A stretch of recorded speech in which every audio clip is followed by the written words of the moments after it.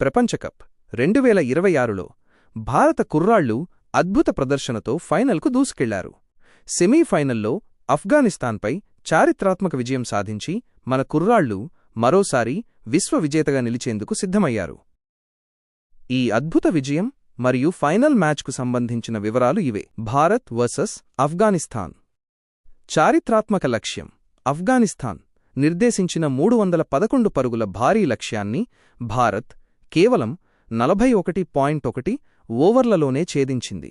Under-19 ప్రపంచకప్ చరిత్రలోనే ఇది అతిపెద్ద run chase. Aaron George century.